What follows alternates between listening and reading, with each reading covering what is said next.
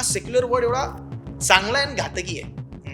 Secular तुम्ही असलंच पाहिजे, परंतु सेक्युलरच्या नावाखाली आपली स्वतःची आयडेंटिटी विसरता कामा नये. हे विधेयक हे कुठल्याही धर्माच्या विरोधात नाही. हे विधेयक कुठल्याही एखाद्या विशिष्ट धर्माला टार्गेटही करत नाहीये. हे विधेयक प्रत्येकाला धर्म स्वातंत्र्य अबाधित आहे हेच अधोरेखित करते. परंतु जर मुद्दामून कुणीतरी तुम्हाला दिशाभूल करून जर तुमचं धर्मांतर करत असेल तर हे विधेयक त्या व्यक्तीच्या आडवे येईल. या देशाची स्थिरता कशी बिघडवता येईल त्याच्या मागे हा हेतू असतो की हे संपूर्ण 5 जे त्यांचे हत्कंडे आहेत जिहादचे ते अवलंब करायचे आणि या देशाची स्थिरता बिघडवायची आणि या देशाला कुठेतरी येणाऱ्या काळात इस्लामिक स्टेट म्हणून कन्वर्ट करण्याचा जो त्यांचा फाजील प्रयत्न आहे, मला असं वाटतं की असे विधेयक खूप महत्त्वाचे आहेत. कारण हे विधेयक असे त्यांचे प्रयत्न मनसुबे हाणून पाडतात. आंतरधर्मीय विवाह हा विधेयकाला मान्य आहे. तुम्ही इंटर रिलिजन लग्न करू शकतात, परंतु विवाह केल्यानंतर जर तुम्ही धर्मांतरित करत असाल आणि ते धर्मांतर होण्याकरता जर तुमच्यावरती दबाव येत असेल, प्रलोभनं दिली गेली असतील किंवा तुम्हाला काहीतरी विचित्र असं एक काहीतरी छान सुनेरी असं स्वप्न दाखवलं असेल ज्याला बळी पडून तुम्ही धर्मांतरित होत असाल तर ते हे विधेयकाला मान्य नाही.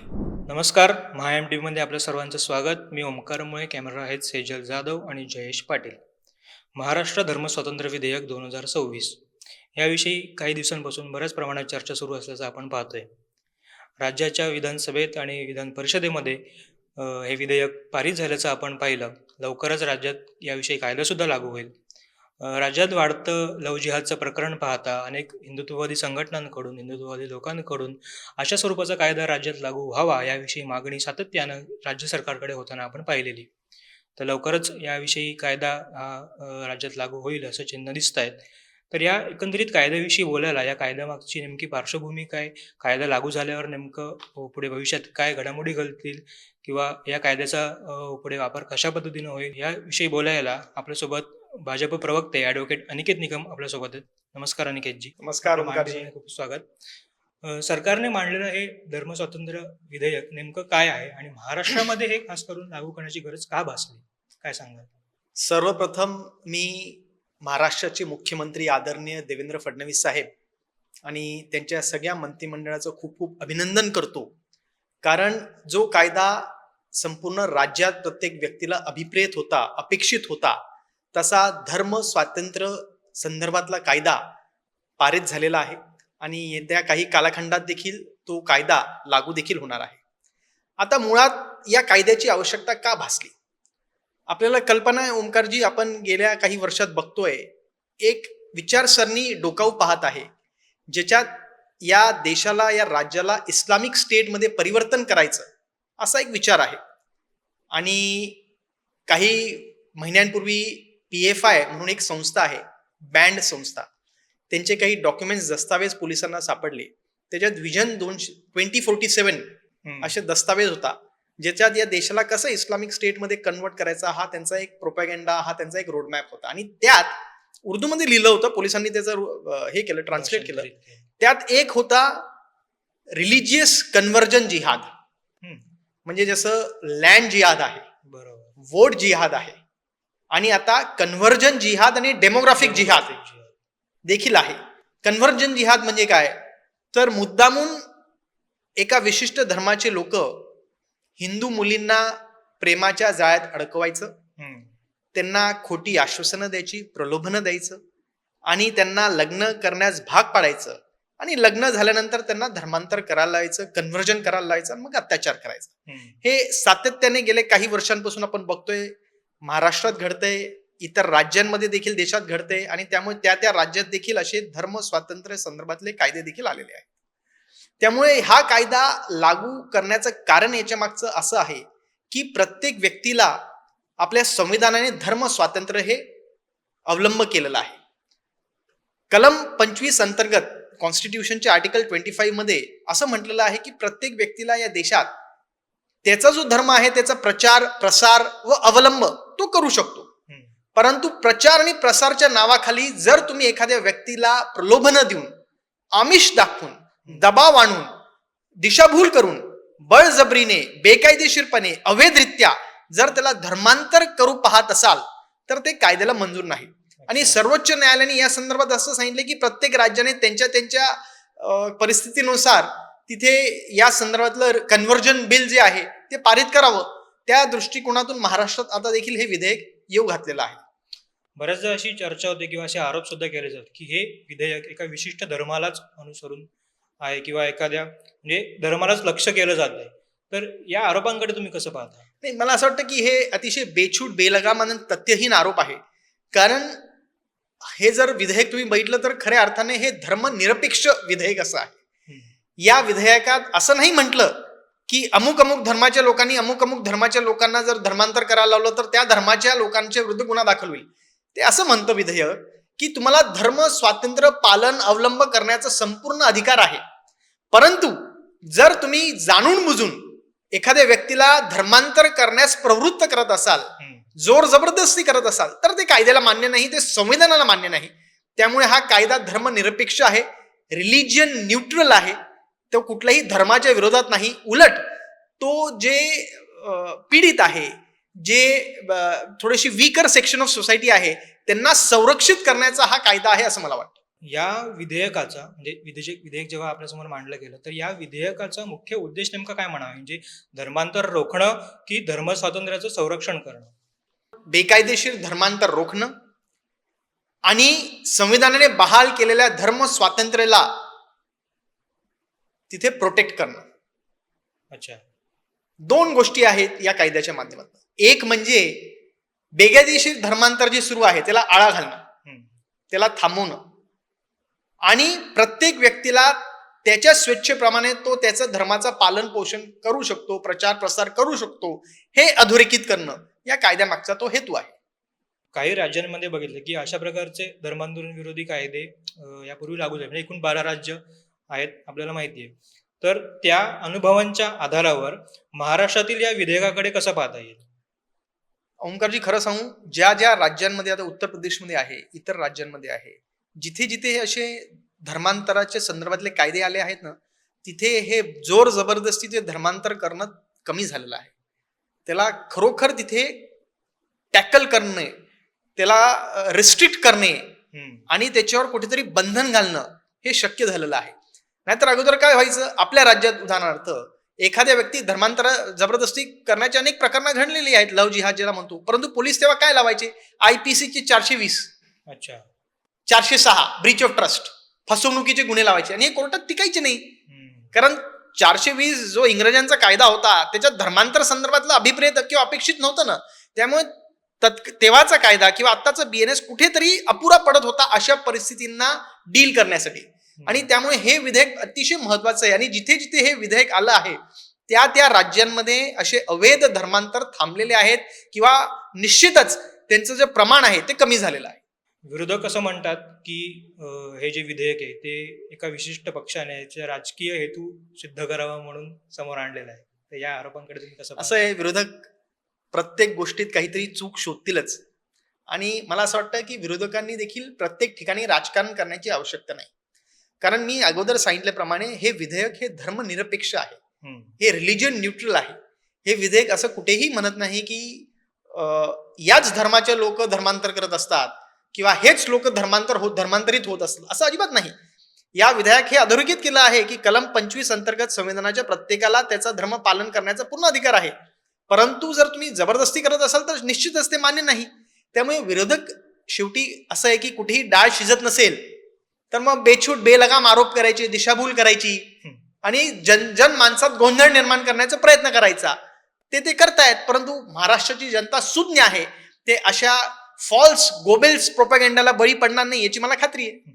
हे विधेयक, हा कायदा जेव्हा पुढे अंमलात येईल किंवा पारित होईल तर त्यानंतर पोलीस प्रशासन असेल किंवा स्थानिक प्रशासन असेल तर त्याच्यावरती जबाबदारी कितपत पद्धतीने वाढू शकते आणि त्याचबरोबर नागरिकांना दैनंदिन जीवनावर याचा परिणाम कसा होऊ शकतो? नाही, हे बघा, ह्याच्यात प्रशासनावरती जबाबदारी वाढेलच निश्चितच. कारण या कायद्यातच असं म्हटलेलं आहे की ज्याला स्वेच्छेने धर्मांतर करायचंय, उदाहरणार्थ एका व्यक्तीला स्वेच्छेने धर्मांतर करायचंय, तर त्या व्यक्तीला धर्मांतर जर करायचं असेल तर एक प्रक्रिया त्याच्यात नमूद केलेली आहे जी अपेक्षित अशी आहे की तुम्ही 8 दिवसाची, 10 दिवसाची, 7 दिवसाची प्रशासनाला नोटीस द्यायची. मग प्रशासन येऊन ते बघेल, खरोखर तुम्ही स्वेच्छेने करतायत का, सगळ्या तत्सम बाबी तपासून घेतील आणि मग तुम्ही धर्मांतरची प्रक्रिया करू शकतात. आणि जर तुम्ही स्वेच्छेने ती प्रक्रिया करत असाल तर निश्चित तो धर्मांतर मान्य असेल. आणि यामुळे या संपूर्ण व्यवस्थेवरती ताण किंवा बर्डन थोडंसं येईलच. हा एक भाग झाला. दुसरा असा आहे की या कायद्यात असंही म्हटलंय की जे बेकायदेशीररित्या धर्मांतर होत असतील तर त्याच्यात पोलीस हस्तक्षेप करून सुओ मोटो स्वतःहून, जर पोलिसांना असं वाटलं, तपास यंत्रणेला किंवा प्रशासनाला असं वाटलं की मुद्दामून एखाद्या ठिकाणी बळजबरीने धर्मांतर होत आहे परंतु कोणीही समोर येत नाही तक्रार द्यायला, तर पोलीस सुओ मोटो त्याचा कॉग्निझन्स घेऊन, त्याची दखल घेऊन, त्याच्या तक्रार दाखल करून पुढील चौकशी करू शकते. त्यामुळे निश्चित प्रशासनावरती याच्यामुळे जबाबदारी वाढेल, त्यांचं काम वाढेल, परंतु हे लार्जर इंटरेस्टमध्ये आहे.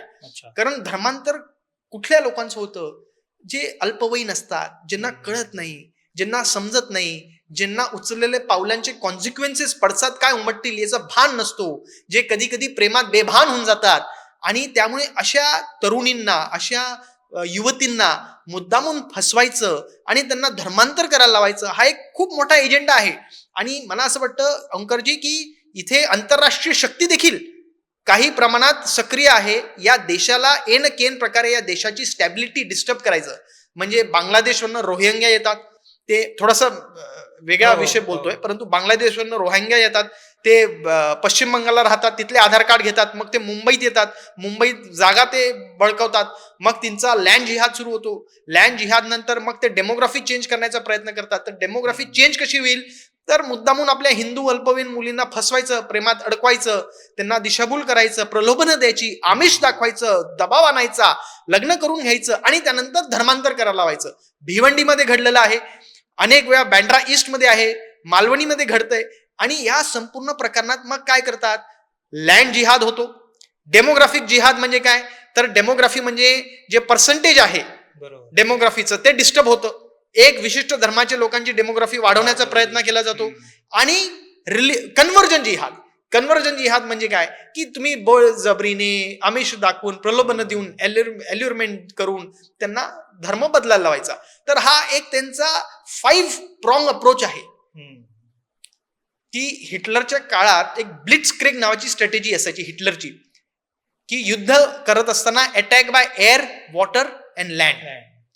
त्याच पद्धतीने या देशात काही आंतरराष्ट्रीय शक्ती आणि आपल्या देशातले काही विभाजनवादी विचारवंत, जे विचाराचे लोक आहेत विभाजनवादी विचाराचे, या देशाची स्थिरता कशी बिघडवता येईल त्याच्या मागे हा हेतू असतो की हे संपूर्ण 5 जे त्यांचे हत्कंडे आहेत जिहादचे ते अवलंब करायचे आणि या देशाची स्थिरता बिघडवायची आणि या देशाला कुठेतरी येणाऱ्या काळात इस्लामिक स्टेट म्हणून कन्वर्ट करण्याचा जो त्यांचा फाजील प्रयत्न आहे, मला असं वाटतं की असे विधेयक खूप महत्वाचे आहेत, कारण हे विधेयक असे त्यांचे प्रयत्न, मनसुबे हाणून पाडतात.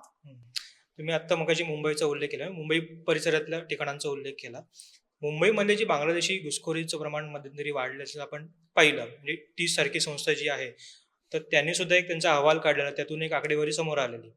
तर मुंबईमधली वाढती बांगलादेशी घुसखोरी आणि लव्ह जिहादचं वाढतं प्रमाण, हे या समीकरणाकडे तुम्ही कसं बघता? म्हणजे आता तुम्ही जो मुद्दा मांडला तर त्यातनं हा मुद्दा, एक इंग्रजीत वाक्यप्रचार आहे hand in gloves. Hand in ग्लव्सचा अर्थ असा आहे की दोघं मिळालेले आहेत. दोघं मिळालेले म्हणजे ही त्यांची विचारधारा मिळालेली आहे.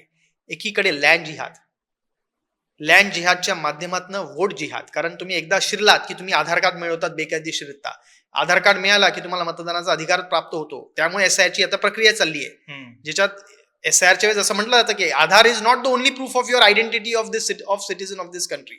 त्यामुळे तुम्ही वेगळे दाखले देखील दाखवले पाहिजे to show that you're a citizen or national of this country. त्यामुळे लँड जिहाद, वोट जिहाद, डेमोग्राफिक जिहाद, लव्ह जिहाद, हे सर्व जे 4ही अँगल्सने आपल्याला अटॅक करण्याचा जो प्रयत्न केला जातो, हे सर्व अतिशय विचारपूर्वक पद्धतीने केलं जातं. आणि मला असं वाटतं की हे अतिशय घातक आहे. आत्ताच जर आपण हे थांबवलं नाही तर येणारा काळ आणखीन भीषण होऊ शकतो. सामान्य नागरिकांनी या विधेयकाकडे कशा पद्धतीने पाहणं आवश्यक आहे आणि त्यांना कोणत्या गोष्टीची जाणीव असणं आवश्यक आहे या बाबतीत? मला असं वाटतं की पहिली गोष्ट म्हणजे जे सामाजिक संस्था आहेत व इतर सोशली ऍक्टिव्ह जे लोक असतात, सोशल मीडिया इन्फ्लुएन्सर्स ज्यांना आपण म्हणतो, हम्म. त्यांनी थोडीशी ही समाजाप्रती आपली जबाबदारी समजून अशा विधेयकांचं काय महत्व आहे ते जनतेपुढे मांडलं पाहिजे. अतिशय सोप्या शब्दात की हे विधेयक हे कुठल्याही धर्माच्या विरोधात नाही. हे विधेयक कुठल्याही एखाद्या विशिष्ट धर्माला टार्गेटही करत नाहीये. हे विधेयक प्रत्येकाला धर्म स्वातंत्र्य अबाधित आहे हेच अधोरेखित करते. परंतु जर मुद्दामून कुणीतरी तुम्हाला दिशाभूल करून जर तुमचं धर्मांतर करत असेल तर हे विधेयक त्या व्यक्तीच्या आडवे येईल, त्याला त्याच्या विरुद्ध खटला भरवला जाईल, त्याच्यात शिक्षा होऊ शकते. त्यामुळे मला असं वाटतं की सामान्य माणसांनी हे विधेयकाकडे अतिशय सकारात्मक दृष्टिकोन ठेवून बघितलं पाहिजे. कारण हा विधेयक अशा संपूर्ण जी विचारसरणी आहे या विचारसरणीला कुठेतरी रेस्ट्रिक्ट करण्याचं काम हे विधेयक करतंय. आणि या विधेयकाच्या माध्यमातून अनेक वेळा आपण बघितलंय ना की लोक समोरच येत नाही. म्हणजे मी तुम्हाला एक उदाहरण सांगतो ओमकारजी. माझ्या एक परिचयाचा परिवार आहे, कुठला आहे ते मी सांगणार नाही, हिंदू परिवार आहे. त्यांची मुलगी शिकायला बाहेर गेली, बाहेरच्या गावाला गेली, आली परत शिकून, म्हणजे सुट्ट्या होत्या, परीक्षेच्या सुट्ट्या होत्या, आली.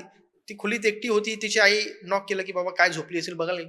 तुम्ही खोलीत दरवाजा उघडला, बघितलं तर ही नमाज वाचत होती. बापरे. तिला धक्का बसला. हिंदू मराठी आई ती परिवार. ते म्हटलं तिने हे काय करतेस तू? ते नाही असं आहे वगैरे वगैरे, प्रेम जुळलं असं आहे, मला ह्याच्यात सेक्युलर असलं पाहिजे, खूप आपण ओपन असलं पाहिजे आणि हे असलं पाहिजे. काय त्यांना ते कसं असतं की बालबुद्धी असल्या कारणामुळे किंवा कॉन्सिक्वेन्सेस समजत नसल्यामुळे. आणि हा सेक्युलर वर्ड एवढा चांगला आहे आणि घातकी आहे. सेक्युलर तुम्ही असलंच पाहिजे, परंतु सेक्युलरच्या नावाखाली आपली स्वतःची आयडेंटिटी विसरता कामा नये. बरोबर. तुम्ही कधी बघितलंय का की हिंदू एखाद्या दुसऱ्या धर्माच्या लोकांना हिंदूमध्ये धर्मांतरित करतोय? नाही. हिंदू लोक धर्मांतरित होतात दुसऱ्या धर्मांमध्ये, परंतु इतर लोक हिंदू सांगून त्यांना हिंदूमध्ये धर्मांतरित केलं नाही होत असं. कारण हिंदू हे मुळात सर्व धर्म समावेशक आहे आणि सगळ्यांना सोबत घेऊन चालणारा हिंदू आहे आणि प्रचंड सेक्युलर असा आहे. परंतु या सेक्युलरच्या नावाखाली कुठेतरी आपण आपलीच आयडेंटिटी विसरून जातो आणि त्यामुळे हे असे कार्यक्रम होतात. आणि त्या आईला एवढा धक्का बसला, शी वॉज इन शॉक. मग तिला समुपदेशला जावं करावं लागलं, थोडंसं काउन्सिलिंग करावं लागलं. Then she came out of it. आणि हे एक प्रकरण जे मला खासगीत माहिती, असे तर कित्येक प्रकरण आहे जे समोर येते नाही. लाज वाटते ना आई वडिलांना नाही. आणि त्या मुलींचा दोष आहे असं मी म्हणणार नाही, कारण काय असतं, तुम्ही त्या वयात असल्या कारणाने तुम्ही उचललेल्या पावलांचं काय कॉन्सिक्वेन्सेस असेल याचं भानच नसतो. ह्यालाच धरून विचारतो की जेव्हा केरला स्टोरी सारखे चित्रपट येतात तेव्हा त्याला तो एक प्रकारचा अजेंडा समोर मांडला जातो, अशा पद्धतीनं त्यावर भाष्य केलं जातं. तर मग याकडे तुम्ही कसं पाहता? नाही, हे कोण म्हणतात? हे ते म्हणतात की ज्यांचा एजेंडा केरला स्टोरी सारखी मूवी हाणून पाडत असतात. जर तुम्ही केरला 2 बघितला तर त्याच्यात त्यांनी असं दाखवलंय की त्या विशिष्ट धर्माचे मुलं हिंदू मुलींना फूस लावून धर्मांतरित करायला लावतात आणि त्या मुलांना त्याच्या एवजमध्ये पैसे मिळतात, त्यांचा सत्कार केला जातो आणि सांगितलं जातं बघा इसने जो काम किया है वैसा तुमने भी करना चाहिए.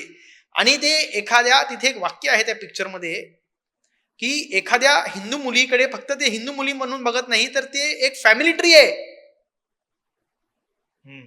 जी आपल्याला आता कल्टिवेट करायची आहे.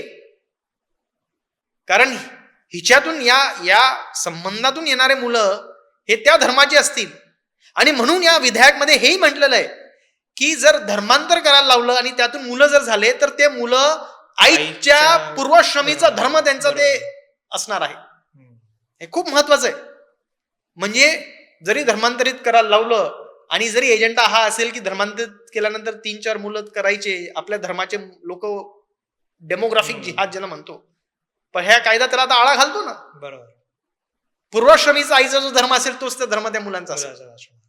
बऱ्याचदा असंही होतं की म्हणजे आपण जे आरोप प्रत्यारोप होतात तर त्या दरम्यान असंही बऱ्याच ठिकाणी जाणवलं असायला पाहिजे की धर्मांतर होऊन जी लग्न होतात तर त्याला असं म्हणतात की हा एक धर्मांतराचा प्रकार नाही, तर तो आंतरधर्मीय विवाह आहे असं बऱ्याच ठिकाणी बोललं जातं.